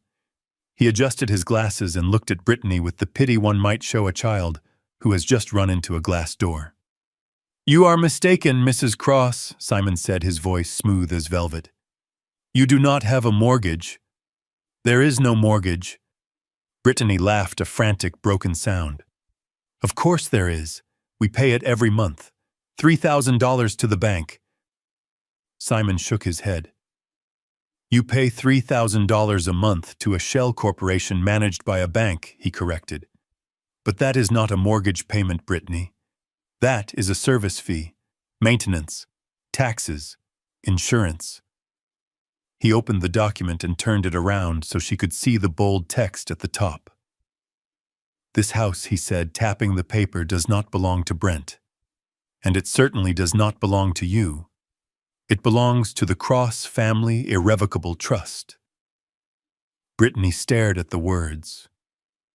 "Trust." I stepped closer to her. I wanted to see the exact moment the ground opened up beneath her feet. "I bought this house 5 years ago, Brittany," I said. "I bought it with cash the day Brent proposed to you. I put it in the trust because I knew deep down in my gut that a woman like you would eventually try to take it. I didn't tell Brent because I wanted him to feel independent. I wanted him to feel like a man providing for his family. But I never took my name off the deed. Simon flipped the page. Brent isn't the owner, Simon continued. He is the tenant. He signed a lease agreement the day he moved in. It is a lifetime lease for the sum of $1 per year plus maintenance costs. $1, Buck sputtered from the dining table where he was still pinned down. You are lying. That house is worth $1.5 million. It is worth $1.8, I corrected. And it is mine. Every brick, every beam, every shingle. Simon pulled out a single sheet of paper from the back of the file. It was a termination notice. The ink was still fresh. And this brings us to the problem, Simon said. Clause 14, Section B of the lease agreement. The tenant and any occupants agree that no criminal activity shall take place on the premises. Violation of this clause results in immediate lease termination and eviction without notice. Simon looked at the video still frozen on the screen, the image of the chain around Brent's leg. Kidnapping, assault, and torture definitely count as criminal activity, Mrs. Cross. He handed the paper to Brittany. She took it, her hands shaking so hard the paper rattled. I don't understand, she whispered. I leaned in close. It means you are homeless, Brittany. I checked my watch. Actually, I said. Simon filed the termination electronically 5 minutes ago. Which means for the last 5 minutes, you haven't been residents. You have been trespassers. The color drained from her face completely, leaving her looking like a wax doll left too close to a fire. Trespassing, she squeaked. Aggravated criminal trespass, I said. You are occupying a property you have no legal right to be in while holding the owner's son hostage. When the sheriff walks through that door, he isn't going to ask you for your side of the story. He is going to ask me if I want to press charges for intrusion. And the answer, Brittany, is yes. Buck started to struggle again, his face purple with rage. This is a trick. You can't just evict us on Christmas. There are laws. Squatters' rights, I laughed. It was a dark, humorless sound. Squatters' rights do not apply to kidnappers, Buck, I said. And they certainly do not apply when the landlord has an army of witnesses testifying that you turned the basement into a dungeon. The blue lights of the police cruisers were flashing against the living room walls, now painting us all in strobes of red and blue. Heavy footsteps pounded on the front porch. Brittany looked at the door, then back at me. Her arrogance was gone. The entitlement was gone. All that was left was the terrified realization that she had gambled everything on a hand she didn't even hold. She looked at the house around her, the high ceilings she loved, the fireplace she posed in front of, the kitchen where she entertained her friends. She realized she had never owned any of it. She had been a guest in my house, treating me like a beggar while sleeping under my roof. But my things, she stammered, tears streaming down her face. My clothes, my jewelry. I looked at the pile of presents under the tree. I looked at the diamond ring on her finger. Those were bought with my son's money, I said. Money you stole. Money you extorted. As far as I am concerned, everything in this house is evidence. The front door kicked open again. This time it was the sheriff. Big Jim Miller, a man I had fished with for 20 years. He walked in, his hand on his holster, followed by 4 deputies. He looked at the shattered doorframe, the private security team, the guests cowering in the corner. Then he looked at me. Harlan, Jim said, his voice grave. Dispatch said you called in a code winter. What the hell is going on here? I pointed at Brittany. I want these people removed from my property, Sheriff, I said. They are trespassing. And Jim, you better send a team to the basement. You are going to want to see the crime scene before they try to clean it up. Jim looked at the screen. He saw the photo of the chain. He looked at Brent in the wheelchair, broken and bleeding. His face went hard as granite. Deputies, Jim barked. Cuff them. All three of them. Brittany screamed as the deputy grabbed her arm. It wasn't a scream of anger anymore. It was the scream of someone watching their life end. No, you can't. This is my house. Tell them, Harlan. Tell them we are family. I turned my back on her. I walked over to Brent. I put my hand on his shoulder and squeezed. She isn't family, son, I said softly. Not anymore. Brent looked up at me. His eyes were clear for the first time in hours. He looked at the lease agreement lying on the floor where Brittany had dropped it. You owned it the whole time, he whispered. I nodded. I am sorry I didn't tell you. I wanted you to feel like it was yours. Brent looked at Brittany being handcuffed, her face pressed against the wall. He looked at the house that had become his prison. Thank God you owned it, Dad, he said. Thank God. The sound of the handcuffs clicking shut was the best Christmas carol I had ever heard. The Gallaghers weren't just losing a house. They were losing their freedom, and they were losing it on my terms. Buck was cuffed, his face pressed against the wainscoting, but the realization of his eviction had finally pierced his alcohol-soaked brain. He twisted his head around, trying to make eye contact with me, desperate to find a lever he could pull to stop the freefall. Harlan, wait, he wheezed, his voice taking on a pathetic, wheedling tone that was even more repulsive than his arrogance. Let us be reasonable here. We are family. You can't just throw us out in the snow on Christmas Eve. Think about the optics. Think about the scandal. We can work this out. I can pay you rent.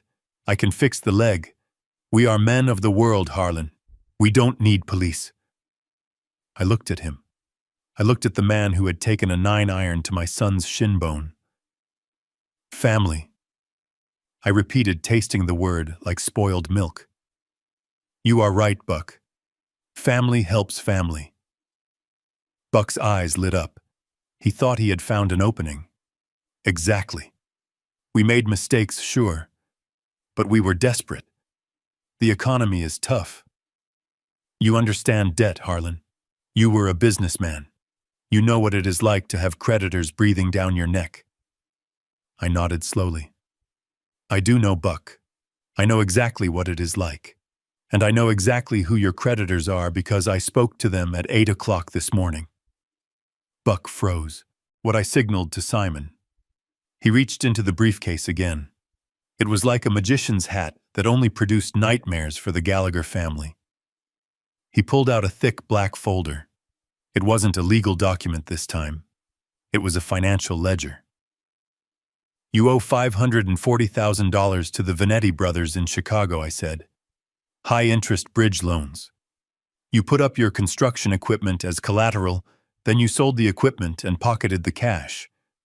That is called conversion, Buck. In their line of work, they call it stealing. Buck went pale.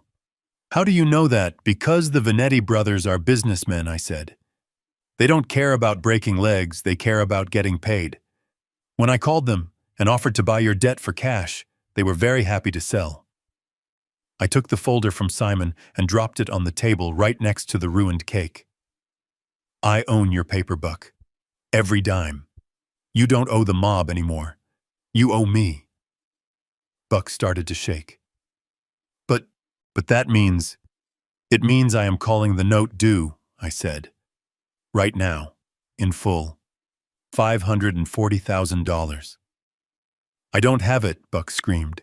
You know I don't have it. That is why we needed the house. That is why we needed the $1 million. I know, I said coldly. And since you cannot pay cash, I am exercising my right to seize assets to satisfy the judgment. I turned to the security team. Liquidate them, I ordered. The room erupted into a different kind of chaos. It wasn't the chaos of violence, it was the chaos of a foreclosure sale happening in real time on human subjects. Miller stepped up to Buck. He didn't ask nicely. He grabbed Buck's left hand and ripped the gold Rolex from his wrist. Hey, Buck shouted. That is a Daytona. It is worth 30 grand, 25 on the used market, Miller said, tossing the watch into a canvas evidence bag held by another guard. It is a start. Miller reached into Buck's pocket and pulled out the keys to the Mercedes parked outside. He tossed them to Ramirez. Get the car, Miller said. Park it behind the truck. It is ours now. No, Buck wailed, thrashing against the cuffs. Not the car, it is a lease, not anymore, I said. Then Miller did something that made the remaining guests gasp. He grabbed the lapels of Buck's velvet tuxedo jacket. Take it off, Miller barked.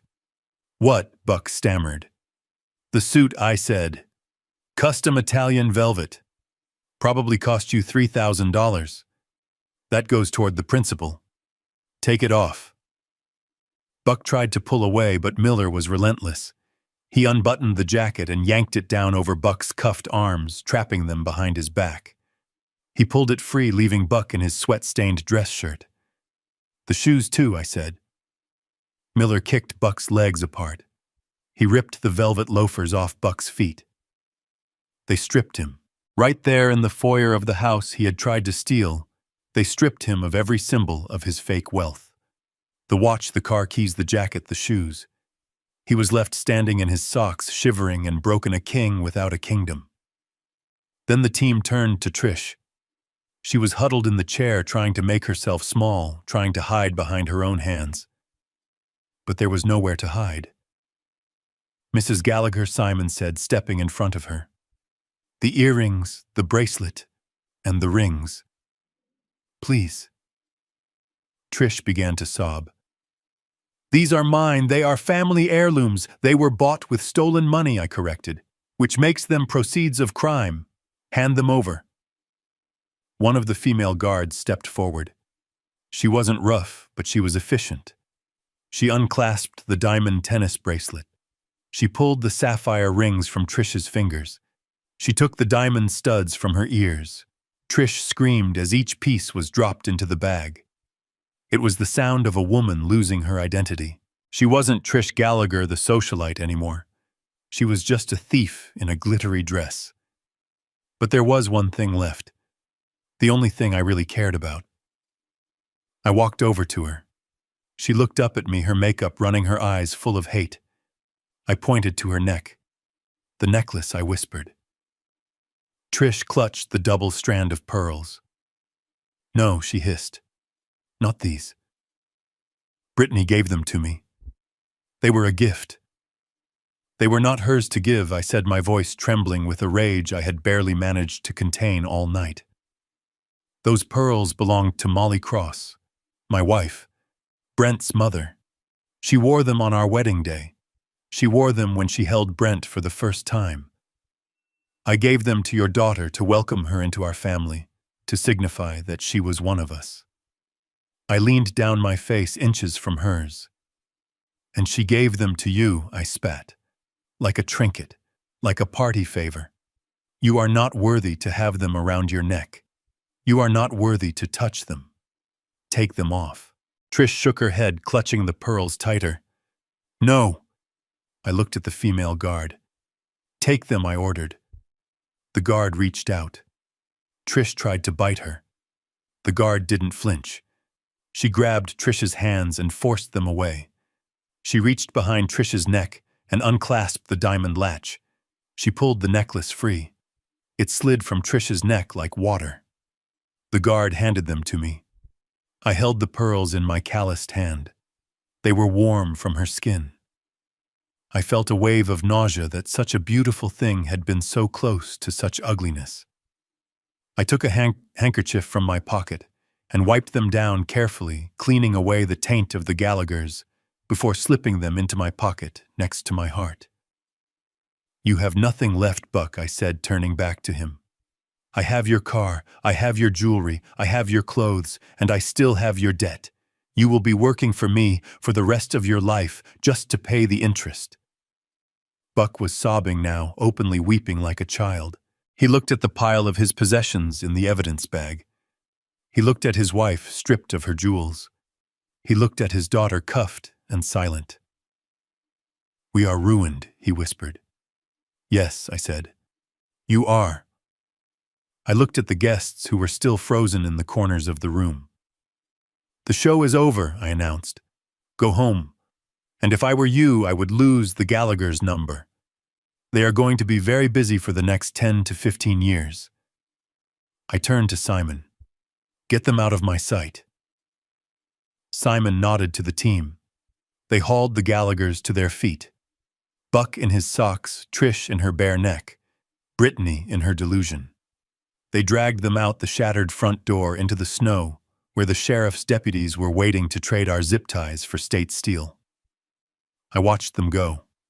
I didn't feel joy. I didn't feel happiness. I felt the grim satisfaction of a job finished. I felt the weight of the sledgehammer after the wall finally comes down. I turned back to Brent. He was sitting in the wheelchair watching me. He looked at the pearls in my pocket. He looked at the empty doorway. I walked over to him. The house was quiet now. The music had stopped. The only sound was the wind blowing snow through the broken door. I put my hand on the back of his wheelchair. "Let's go home, son," I said. "Not this house. This place was poisoned." I pushed him toward the door, past the ruined feast, past the shattered glass, past the remnants of the life he thought he had. We rolled out into the cold, clean winter night. My old truck was waiting, its engine running warm and reliable. I lifted my son into the passenger seat. I put his broken leg up on the dashboard. I covered him with a blanket. I got in the driver's seat and put it in gear. We left the mansion behind, dark and empty. We drove toward the cabin, toward the wood stove and the silence of the pines. "Don't ever let anyone chain you up again, Brent," I said, staring at the road. He looked at me, his eyes shining in the dashboard lights. "Never again, Dad," he whispered. We drove on, leaving the wreckage in the rearview mirror. It was the best Christmas present I could have ever given him. Freedom. And the truth. The flashing lights of the sheriff's cruisers cut through the falling snow outside, painting the ruined living room in strokes of red and blue. It was a stark contrast to the warm golden glow of the chandelier that had illuminated their gluttony just an hour before. Big Jim Miller walked over to where Simon and his team were holding the prisoners. Jim and I had hunted deer together in the deep woods for 20 years. I knew him as a man of few words and absolute integrity. He looked at Buck's bloodied face, at Trish's bare neck, and finally at Brittany, who was huddled against the wall, shivering, not from cold, but from the total collapse of her reality. Jim nodded to Simon, formally accepting custody of the suspects. It was a handover from the justice of the wolf to the justice of the law. "You did good," Harlan, Jim said quietly, his hand resting on his holster. "We have the paramedics en route for Brent, but my deputies can take this trash out to the cars now. We will book them for kidnapping, aggravated assault, fraud, and about a dozen other felonies the DA is going to dream up once he sees that video." I looked at Buck. The fight had gone out of him.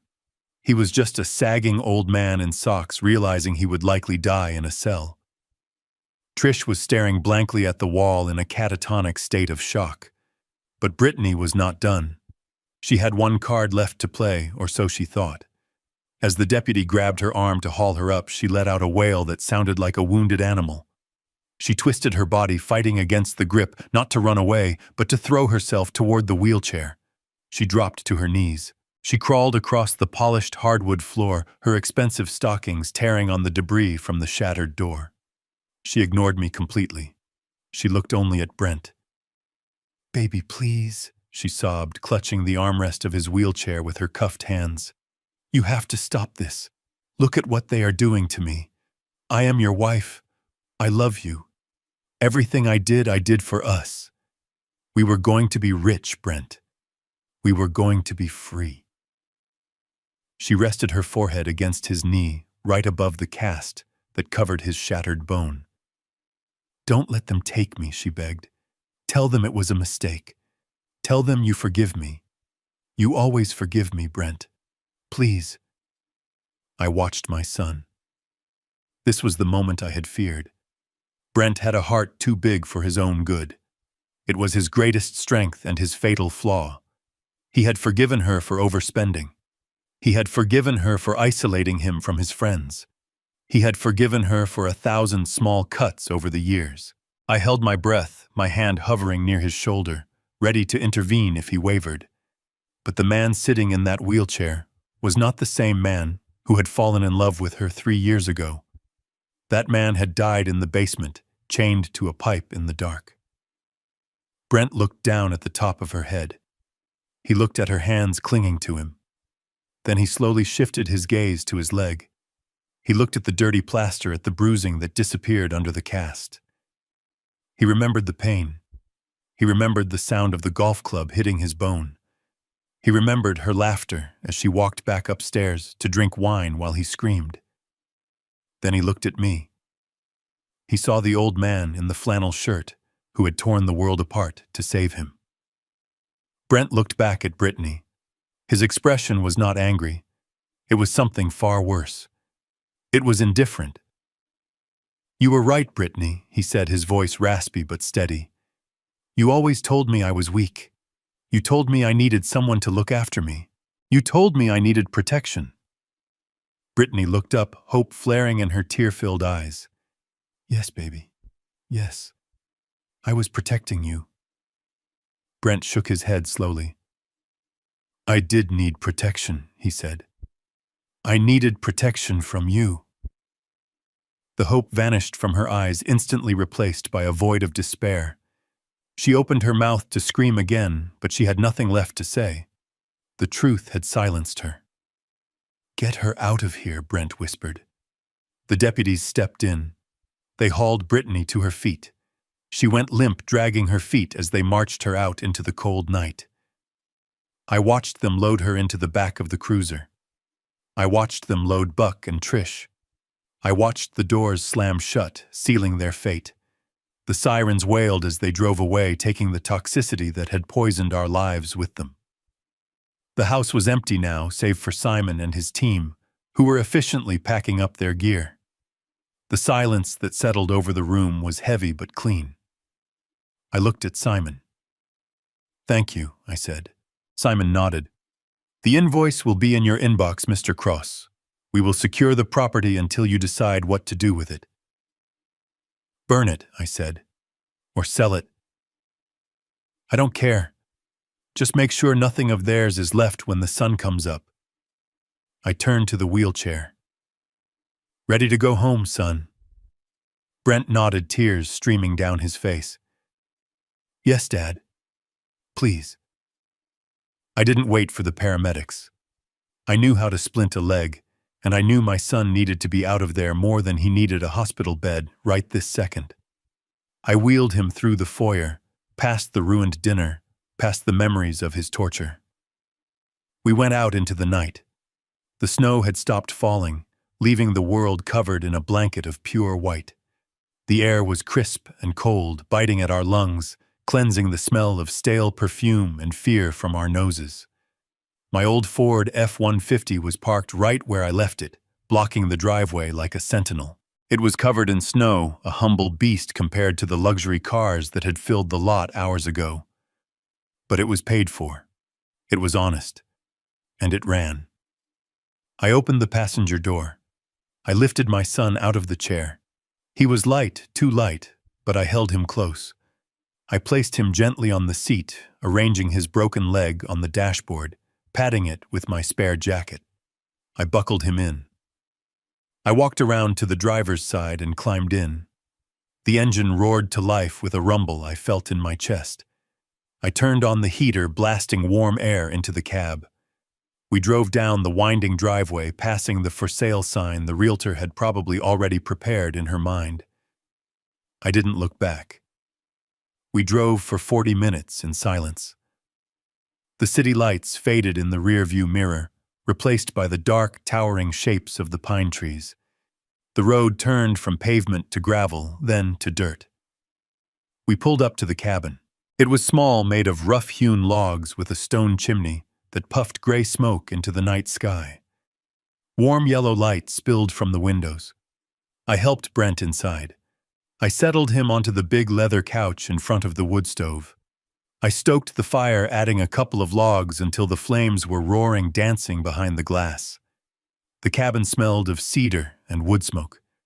It smelled like safety. I went to the small kitchen. I didn't have champagne. I didn't have lobster. I poured milk into a saucepan and heated it up. I stirred in cocoa powder and sugar. I walked back to the living room and handed Brent a steaming mug. "Here," I said, sitting in the rocking chair opposite him. "Drink this." Brent took the mug with both hands, letting the heat seep into his frozen fingers. He took a sip and closed his eyes. "It is good," he whispered. We sat there for a long time, just watching the fire. No music, no screaming, no lies. Just the crackle of the wood and the wind in the trees outside. I reached into my pocket and pulled out the pearl necklace. I placed it on the coffee table between us. The diamonds sparkled in the firelight.